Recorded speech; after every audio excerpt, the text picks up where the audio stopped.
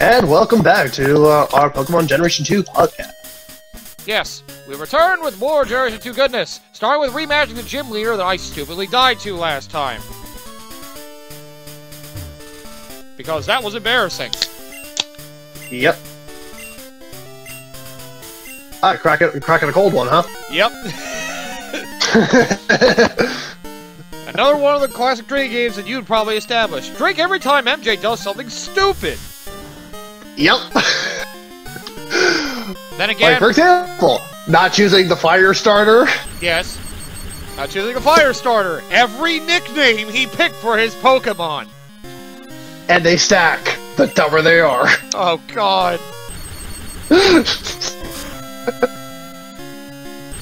The only one I'm proud of is going to be the last main party member I think we get. That's the one I'm proud of.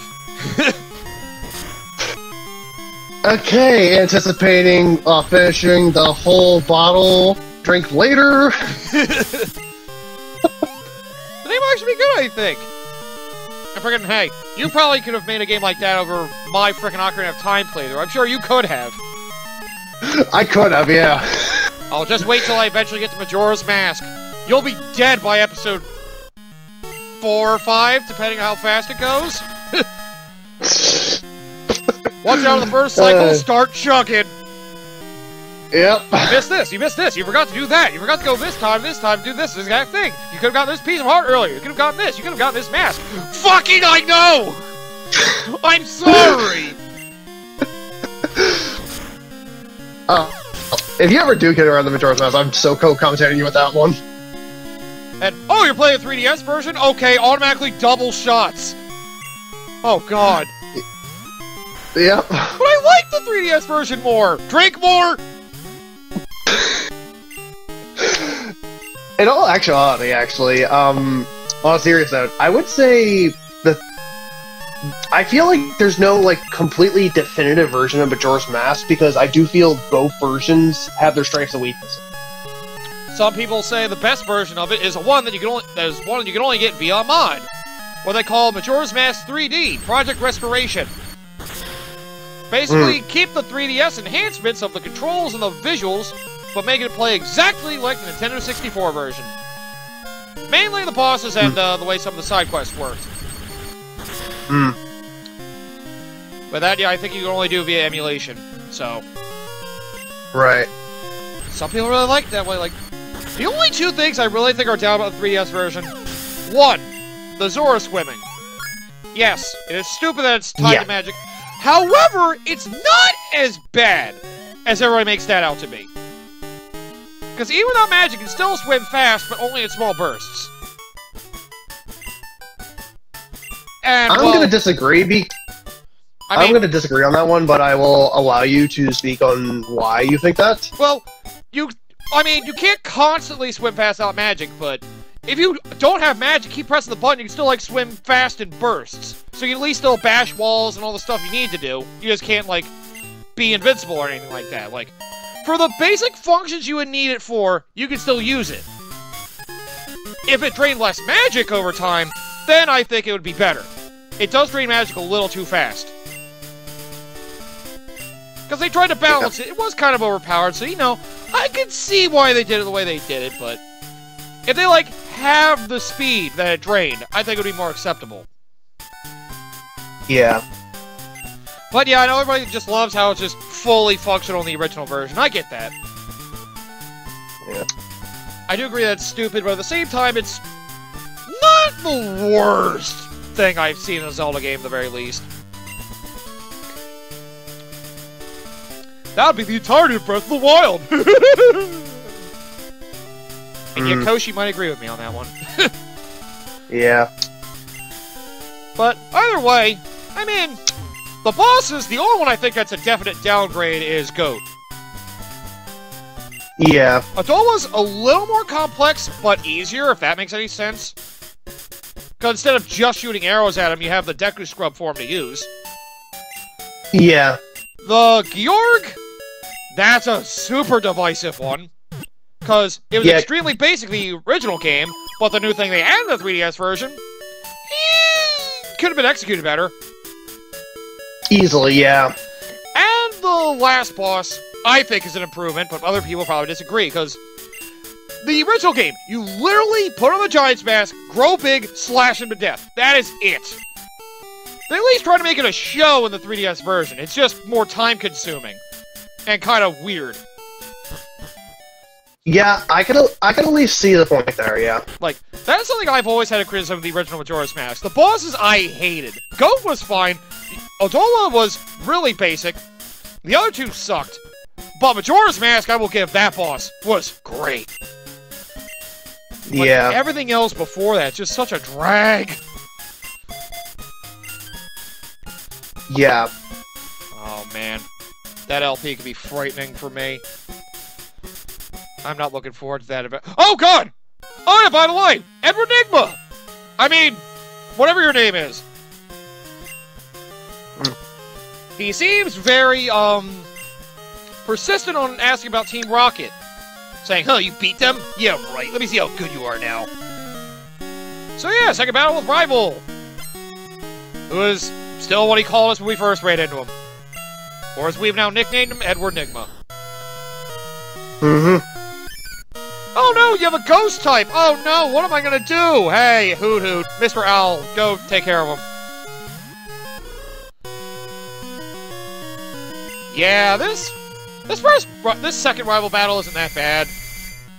Especially if you have a normal type. Because the thing is, the only damaging move Ghastly has is Lick.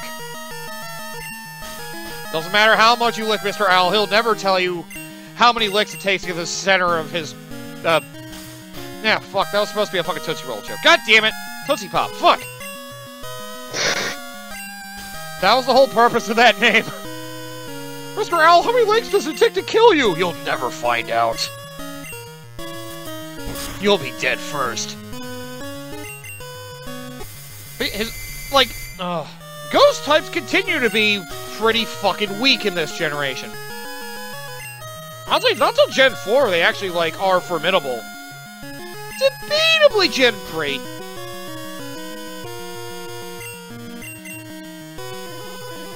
Because, I don't know, just... Yeah. The Shadow Ball being a move is great, which I think was in Gen 1. You never really got to see it. Yeah. Again, one of the gyms actually goes over Ghost, and that's what I think is the easiest gym in the game. There's only a couple moves you have to watch out for. Otherwise, if you have a normal type, you can fucking wipe that gym completely clean.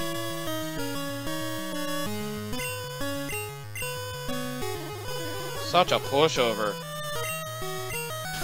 Wait, there's something else I thought about, debating, Pokemon. What regions do you think, the next Pokemon games are going to be based on? Which I guess Gen 9 could be a discussion for that now. Yeah. Which I mean by, real-world locations. Because Gens 1 through 4 are based off Japan. Gen 5 was based off of northern New York. Gen 6 was based off of France, particularly around Paris. Gen 7 was based off Hawaii, and Gen 8 was based around... England. Yes, England. Yes, England. Which, I think, I've seen something, people saying, Gen 9, at least from the early looks like it could be based around Spain. Which is also not a bad location. Yeah, it does kind of look that way. Well, if they want to have it be a really violent generation, they can always base it in Texas. Or Florida. Oh, God! You ready for the Pokemon Fever Dream generation? Well, come to Florida. Oh, God! Yeah. That'd be terrifying. Oh, yeah, by the way, your rival starter evolved for this fight. Even if they're under... Actually, it's level 16. None of them are under level for that. Actually... Wait, Quilava, you evolved early! You fucking cheater! Or I think? Shit, I don't remember. I've always felt like, now I think about it, they've only done frickin'... Other than Japan, they've only done regions based on the games in 2 different continents. They did 2 based on North America, or the United States, rather. And they've done 2, supposedly 3, based on Europe. I'm kind of thinking maybe they should try to do like one in South America, I mean. I was gonna say Brazil, but you can also go like the Argentina area. That could be kind of neat. I mean, I feel like they should at least, at some point, probably, try to do a region in Australia. Yeah. That would be a good one, New Zealand. too, yeah. One of the two. Australia would be a good I could see easily New Zealand being the viable choice over just general Australia. Yeah. Australia. Pokemon Hard Mode. Oh, fuck. Here's your level 5 starter. Lowest Pokemon to run into, level 60. Oh, come on! Welcome to Australia, motherfucker. God! Why? There's also Africa. MJ, you know the... Sorry. You know the answer to that. Shut up! God damn it, and it killed Giggity! Son of a bitch. Yeah, like, there's also Africa. It could be like Madagascar, or maybe around the Egypt area. There's a lot of areas they could pick from. I guess just more they're willing to travel there. Yeah. There's two regions, there's two countries I would expect no way ever. Both of them being obvious, I would think. And without saying their names directly, I could say one is where we get everything from, and the other is way too damn big.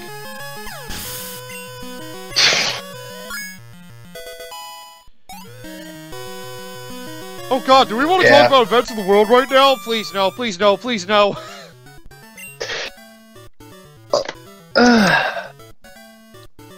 I've been hearing people talk about that shit for over a week already. I'm sick of it. Like, fucking, I know, the world sucks. People are assholes, especially world leaders. But I'm sick and tired of it. We don't need to go into details. Although, funny enough, here's a fun game I have for my channel. MJ likes to record things and air them in a timely manner where they have world relevance. Because funny enough, in case you don't remember, Metal Gear Solid 2, it aired in late 2020.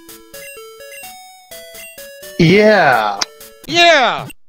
That seemed like a pretty controversial time for it to air, considering what happened in the US. Yeah. I didn't think that was gonna happen! How do you manage to do that? I don't know. And I can say this for my channel, it's about to happen again. Oh boy.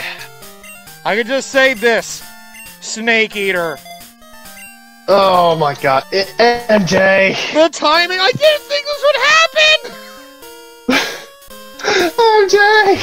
I don't know how I keep doing this. The worst was before this, it's just I finished recording Mario Luigi Superstar Saga the day the remake got announced. It was just little shit like that. Then comes Metal Gear Solid 2. Oh, it's a game that happens to have some undertones about the questioning legitimacy of our election. Oh god, no! Fucking, my timing could be the best and the worst. Yeah. I'm afraid now. From now on, I should play any game that talks about politics at all, in fear that something like that might happen again. God damn it! You fucking bird, get back here! I need to take out aggression on this fucking bird! Yeah, by the way, we came back to the forest to chase down this bird. You can do this after you beat the second gym. Also, hi, bug catcher. Shut the fuck up. There's a bug catching contest today. Oh, actually, that's an important call. Thank you for letting me know that. Oh, that's great. We'll get to that eventually. Block number. That's why I'm going to my phone. It's like, alright, thank you for letting me know. Delete number. That'd be such a dick move.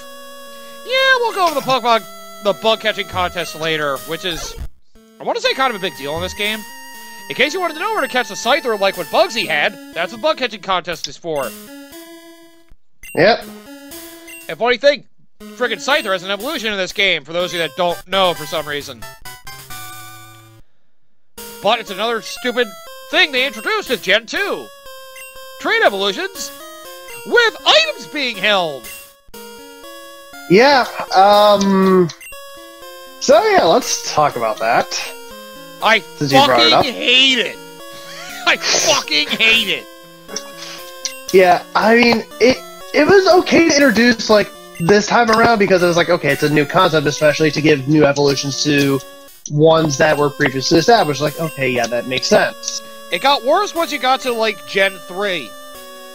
Oh, no, Gen 4. You want to know how stupid it got? Oh, yeah, some of them were worse. As much as I love Gen 4, even I will admit how stupid some of the evolutions got, where... You know what I really like to mention about Gen 3 is, for the evolutions of Clam Pearl? Because Gen 3, you can only get one of its 2 evolution items. Oh, no. You want to talk about how stupid the trade item evolution got. Like I said, look no further than Gen 4, where, oh, hey, we're going to introduce another evolution to the Porygon family. That's you want to know how you get it?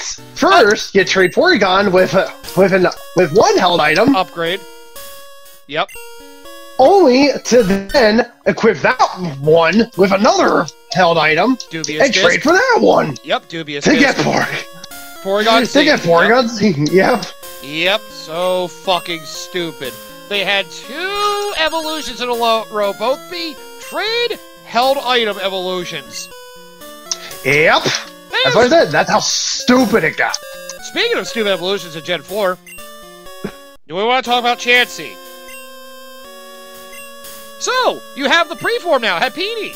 Give it max happiness with an oval stone during the day, it can evolve. Oh, it can evolve to Blissey now with max happiness too. What? Why would you have happiness for 2 straight evolutions as well? And you made the preforms more complicated! Oh my god. Sometimes I really wonder. Hey, it was always Gen 5 with the trading with a specific Pokemon for both of them to evolve.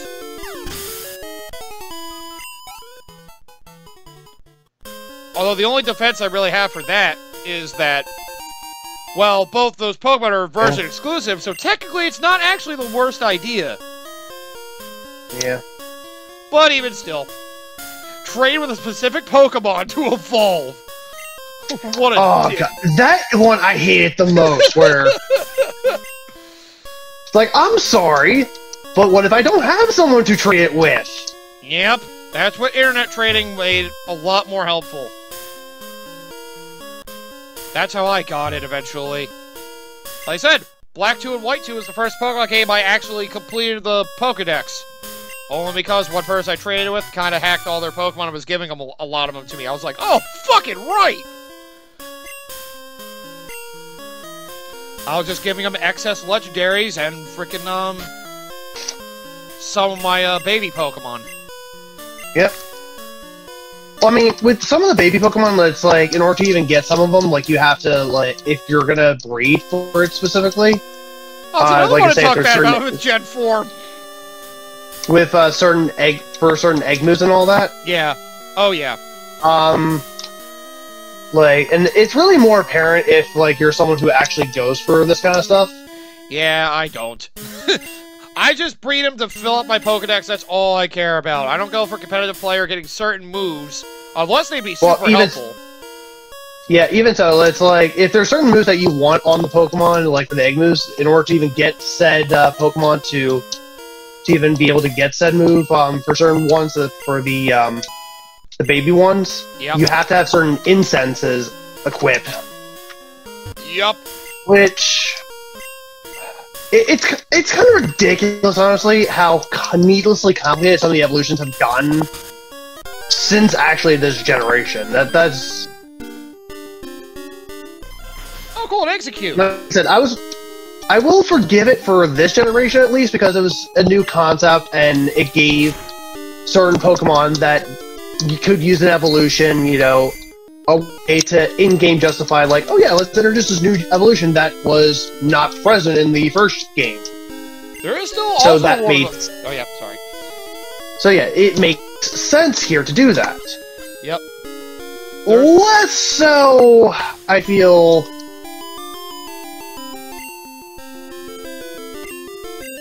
Right. When you got to later generations where they just felt like they can just throw it in just to throw it in, you know? Yeah. There's still one of the weirdest ones for this generation. The one that evolves based on their stats. Oh, yeah, the Tyrogue line. They're still the only Pokemon they've done that way. Which is really weird. Yeah, it's specifically based on your physical attack and defense. Mm-hmm. Yep. If one's better than the other, you get one evolution. Or two different evolutions. If they're both even, you get a third. Which is exclusive. Yeah. Which is new to this generation, that one in particular. Mm-hmm. And I'm pretty sure you always want to go with the attack-heavy one because, well, if there's one thing that Pokemon's great with, it's attack power. Although the moveset of the defensive-based one is typically better. Yeah, the move pool of the defensive-based one is better, but but he doesn't really get the shine until Generation 4 because of its ability. That and also the physical special split too. Yep. Of the moves. Yeah, because it's hey, it has a good move pool, but they're all special based despite being physical attacks. It feels like they wanted to do it this way, that they eventually fixed in Gen 4, but they never just got around to it. It feels like they wanted to do it that way. They just couldn't program it in right. I don't know. Because you can tell from Gen 2, like, definitely, like, Shadow Ball, lower special defense. What does that help me? Crunch, lowers physical defense. What does that help me? And those are, like, the two most obvious ones. It's like, these don't feel right. Yep. Also, yeah, I got Headbutt. A pseudo-HM, I guess I'll call it. A TM that has an effect outside the field. You can head bash trees for Pokemon like Execute and Weedle. And there's one Pokemon you definitely want to get out of these trees if you're patient enough. Yep. Although, honestly, that Pokemon doesn't really get the big benefit till Gen 4. Then it becomes a monster. Yeah. Oh, you want to talk about how much of a monster that one can be? It's Mega Evolution it gets in Gen 6. Oh, God. That skill link ability. Oh, Jesus Christ. As long as you can... The only way to beat it is you have to be faster than it and have a really strong flying move in the ready. Otherwise, get fucked. Its move pool can be so diverse that it can hit almost anything hard. With physical-based moves, anyway. Yeah. God damn, these trees don't have anything useful. It is actually kind of cool, though. At night, sometimes you can knock Pokemon out of trees, and they're sleeping when they fall out, too. So it can make for an easy Pokemon catch if you care about that sort of thing. Yeah. I was gonna say, about the trade evolution items, there's one thing I'm really happy they did with Legends Arceus. You didn't have to do trading at all. You just had to give them an item that they were supposed to get a trade evolution. Bam, they can evolve. And hey, they actually introduced the link cable as an actual item. Yep, that's what I was like, what the fuck's this link cable for? And I had started Pokemon Big Party, I realized I had friggin' Kadabra I tried, I was like, oh, they finally did it, oh, thank God! And it took them how long? Way too long! It took them 8 generations too long! There are 8 generations, I know what I said!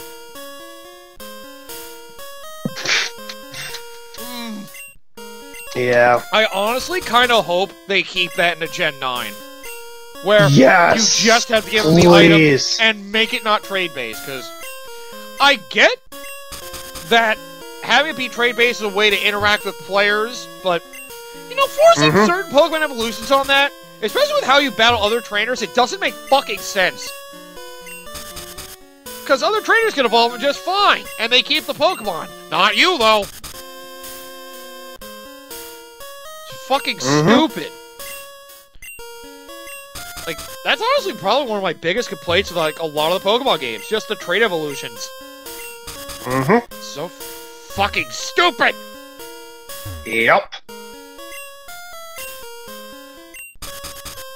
Although, I guess it's not as Oh, yeah, it's the worst one, everyone. I was gonna say it's not as bad as the, Feebas one, but then again, once you know the Feebas one, you can do that just fine. Yeah, because it's literally, it's like, oh, go to this one store that sells, like, these level 32 Poffins, and get specifically any of the dry ones that's not gonna be... Eat! Stuff it in your fucking mouth, you stupid fish! Well, I mean, obviously you can only sell the ones that are in combos, so obviously also you gotta pay attention to the nature of what type of food it likes. But obviously you want to feed it dry and preferably not with the combo of the one it dislikes. Of course, and it's just like, oh, it force it down. It's like, ah, shit. Because otherwise it will just cancel out the likeness for it. God forbid you ever get a Feebas with a nature that dislikes dry food. Oh, that sounds awful. At least the ones I've gotten, they've always been neutral. They've, like, eaten it, and they've been like, alright. They never loved it, but they like, okay, I'll eat this. Instead of just be like, ugh. Yeah. Yeah, to max out that beauty stat. Yep, then they changed it, Gen 5, to a trade evolution with an item! Yeah. You somehow made it worse! Because there was no contest in Generation 5. Yeah. I keep forgetting in Gen 4 they're all in the same location as well. Yeah, well, Generation 4, they still kept the beauty thing because the contests were still a thing, so... Exactly, yeah. I think with Generations 3 remakes, I guess they gave you the option between the two? I think they prefer to do it the beauty way. Because I don't know if you can legitimately get the Prism scale in Gen 3 Remake. I think I did get it in my Omega Ruby file. I'll have to double check that. Maybe. I just know that's like the only game since Gen 4 where the beauty evolution is still possible. Yeah. God, I hope it don't bring contests back. Speaking of which, we should have this episode. Yep. We could running to a contest the next episode or two, but till then, I guess we'll see you guys next time. Yep.